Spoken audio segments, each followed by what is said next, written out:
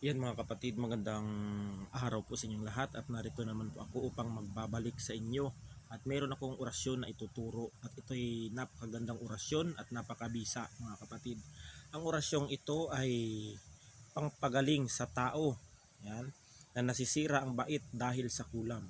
Ayan po ang orasyon na aking ibabahagi sa inyo at ang inyong gagawin lamang po ay isusulat po sa salonpas at itatapal dito sa noo ng pasyente.